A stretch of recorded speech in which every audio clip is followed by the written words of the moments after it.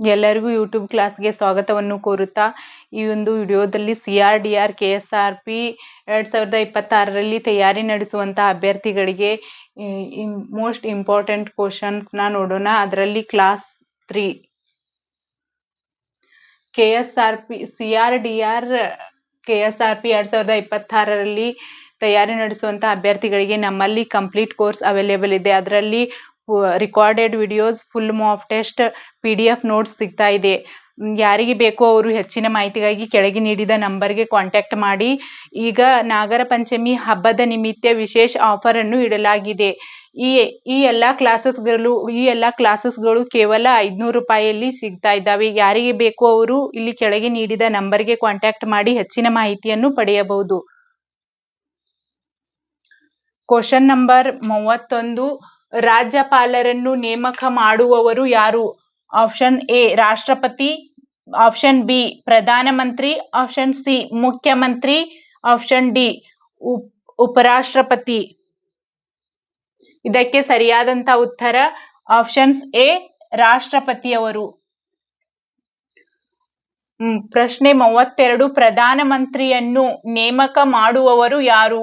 Options A ರಾಷ್ಟ್ರಪತಿ, B ಲೋಕಸಭಾಧ್ಯಕ್ಷರು, option C ಉಪರಾಷ್ಟ್ರಪತಿ, options D supreme court ಮುಖ್ಯ ನ್ಯಾಯಮೂರ್ತಿ.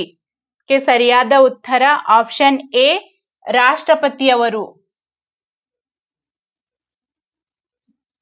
ಪ್ರಶ್ನೆ 33, ಕೇಂದ್ರ ಸಚಿವರನ್ನು ನೇಮಕ ಮಾಡುವವರು ಯಾರು? ಆಪ್ಷನ್ ಎ ರಾಷ್ಟ್ರಪತಿ, ಬಿ ಪ್ರಧಾನಮಂತ್ರಿ, ಸಿ ಲೋಕಸಭಾಧ್ಯಕ್ಷರು, ಡಿ ಉಪರಾಷ್ಟ್ರಪತಿ. ಸರಿಯಾದಂತ ಉತ್ತರ ಆಪ್ಷನ್ಸ್ ಎ ರಾಷ್ಟ್ರಪತಿಯವರು. ರಾಷ್ಟ್ರಪತಿಯವರು ಪ್ರಧಾನಮಂತ್ರಿಯವರ ಸಲಹೆ ಮೇರೆಗೆ ಇವರನ್ನ ಸಚಿವರನ್ನಾಗಿ ನೇಮಕ ಮಾಡುತ್ತಾರೆ. ಪ್ರಶ್ನೆ 34, ಮುಖ್ಯಮಂತ್ರಿಯವರನ್ನು ನೇಮಕ ಮಾಡುವವರು ಯಾರು? ಆಪ್ಷನ್ ಎ ರಾಷ್ಟ್ರಪತಿ, ಬಿ ರಾಜ್ಯಪಾಲರು, ಸಿ ವಿಧಾನಸಭಾಧ್ಯಕ್ಷರು, ಡಿ ಹೈಕೋರ್ಟ್ ಮುಖ್ಯ ನ್ಯಾಯಮೂರ್ತಿ. ಇದಕ್ಕೆ ಸರಿಯಾದಂತ ಉತ್ತರ ಆಪ್ಷನ್ಸ್ ಬಿ ರಾಜ್ಯಪಾಲರು. ಪ್ರಶ್ನೆ 35, ರಾಜ್ಯ ಸಚಿವರನ್ನು ನೇಮಕ ಮಾಡುವವರು ಯಾರು? ಆಪ್ಷನ್ ಎ ರಾಷ್ಟ್ರಪತಿ, ಬಿ ಮುಖ್ಯಮಂತ್ರಿ, ಸಿ ರಾಜ್ಯಪಾಲರು, ಡಿ ವಿಧಾನಸಭಾಧ್ಯಕ್ಷರು. ಸರಿಯಾದಂತ ಉತ್ತರ ಆಪ್ಷನ್ ಸಿ ರಾಜ್ಯಪಾಲರು. ರಾಜ್ಯಪಾಲರು ಮುಖ್ಯಮಂತ್ರಿಯ ಸಲಹೆ ಮೇರೆಗೆ ಇವರನ್ನ ಸಚಿವರನ್ನಾಗಿ ನೇಮಕ ಮಾಡಿಕೊಳ್ಳುತ್ತಾರೆ. ಪ್ರಶ್ನೆ 36, ಕೇಂದ್ರ ಜಾಗೃತ ಆಯೋಗದ CVC ಮುಖ್ಯ ಆಯುಕ್ತರನ್ನು ನೇಮಕ ಮಾಡುವವರು ಯಾರು? ಆಪ್ಷನ್ ಎ ರಾಷ್ಟ್ರಪತಿ, ಬಿ ಪ್ರಧಾನಮಂತ್ರಿ, ಆಪ್ಷನ್ ಸಿ ಲೋಕಸಭಾಧ್ಯಕ್ಷರು, ಆಪ್ಷನ್ ಡಿ ರಾಜ್ಯಪಾಲರು. ಸರಿಯಾದಂತ ಉತ್ತರ ಆಪ್ಷನ್ ಎ ರಾಷ್ಟ್ರಪತಿಯವರು. 37ನೇ ಪ್ರಶ್ನೆ 37, ರಾಷ್ಟ್ರೀಯ ಮಾನವ ಹಕ್ಕುಗಳ ಆಯೋಗದ ಅಧ್ಯಕ್ಷರನ್ನು ನೇಮಕ ಮಾಡುವವರು ಯಾರು? ಆಪ್ಷನ್ ಎ ರಾಷ್ಟ್ರಪತಿ, ಆಪ್ಷನ್ ಬಿ ಪ್ರಧಾನಮಂತ್ರಿ, ಆಪ್ಷನ್ ಸಿ ಸುಪ್ರೀಂ ಕೋರ್ಟ್ ಮುಖ್ಯ ನ್ಯಾಯಮೂರ್ತಿ, ಆಪ್ಷನ್ ಡಿ ಲೋಕಸಭಾಧ್ಯಕ್ಷರು. ಸರಿಯಾದಂತ ಉತ್ತರ ಆಪ್ಷನ್ ಎ ರಾಷ್ಟ್ರಪತಿಯವರು.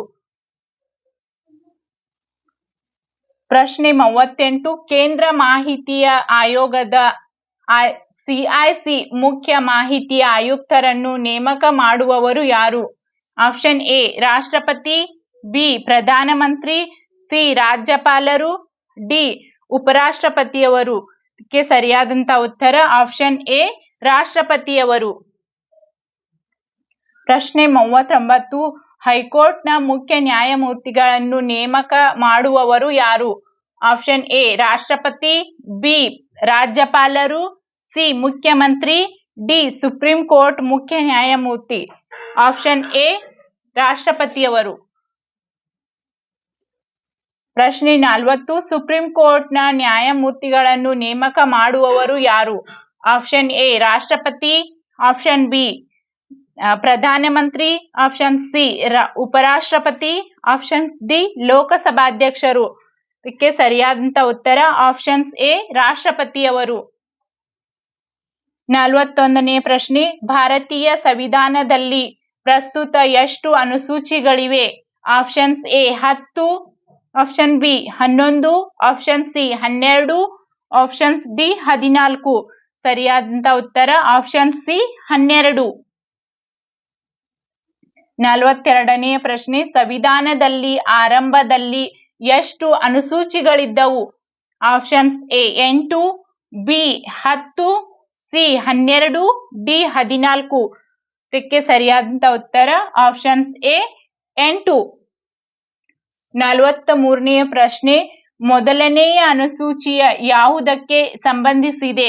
ಆಪ್ಷನ್ಸ್ ಎ ಅಧಿಕೃತ ಭಾಷೆಗಳು, ಆಪ್ಷನ್ಸ್ ಬಿ ರಾಜ್ಯಗಳು ಮತ್ತು ಕೇಂದ್ರಾಡಳಿತ ಪ್ರದೇಶಗಳು, C panchayat Raj, options D ವೇತನ.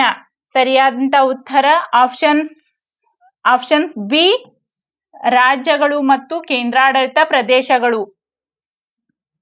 44ನೇ ಪ್ರಶ್ನೆ, ಎರಡನೆಯ ಅನುಸೂಚಿಯು ಯಾವುದಕ್ಕೆ ಸಂಬಂಧಿಸಿದೆ?